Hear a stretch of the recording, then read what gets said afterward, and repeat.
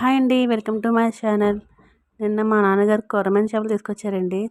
So, నేను curry వండలేదు. అందుకే ఈరోజు ప్రిపేర్ చేద్దామని స్టార్ట్ చేశాను.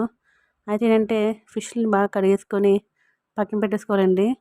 అలాగే స్టవ్ వెలిగించుకొని ఒక కడాయి పెట్టుకొని ఆయిల్ హీట్ ఎక్కిన తర్వాత ఉల్లిపాయని పేస్ట్‌గా చేసుకోవాలండి. అంటే తురుముకొని ముద్దగా చేసుకొని వేసుకోవాలి. సో, ఈ కర్రీకి అలాగే బాగుంటుందండి. వేసుకున్న తర్వాత ఒక 4 పచ్చిమిర్చి అలాగే కొంచెం కొత్తిమీర కూడా వేసుకొని ఫ్రై చేసుకోవాలండి. ఆయిల్‌లో బాగా వేగేంత వరకు కూడా ఫ్రై చేసుకోవాలి. సో, ఏంటంటే ఈ ఉల్లిపాయ ముద్ద వేసుకుంటే గ్రేవీ అనేది బాగా వస్తుందండి. కాబట్టి నేను చేసేది కొర్రమీను ఎగురు కర్రీ కాబట్టి సో, ఉల్లిపాయ ముద్ద నేను కూర వేసుకోనండి. సో, బ్రౌన్ కలర్ వచ్చేంత వరకు కూడా బాగా ఫ్రై చేసుకోవాలండి ఆనియన్ పేస్ట్‌ని. చేసుకున్న తర్వాత దాంట్లో సాల్టు అలాగే కారం అలాగే కొంచెం పసుపు వేసుకొని మొత్తం కలిసేలాగా కలిపేసుకోవాలండి. కలిపేసుకున్న తర్వాత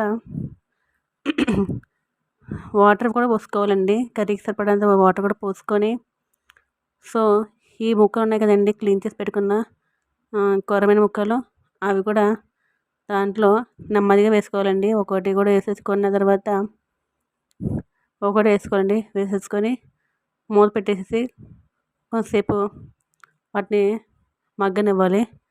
సో, ఇవి బాగా కొంచెం వాటరీ మరిగేంత వరకు కూడా ఉంచుకొని మరిగేంత వరకు ఉంచుకొని మూత పెట్టేసుకోవాలండి.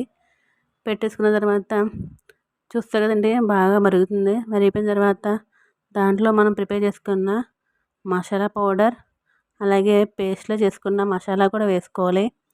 వేసుకొని కలిపి పెట్టేసుకోవాలండి. బాగా కలిసేలాగా చేసుకొని ఒకసారి తిప్పుకుంటే సరిపోద్ది. అంటే ముక్కలు విరిగిపోతాయి కదండి. నెమ్మదిగా కలుపుకోవాలి.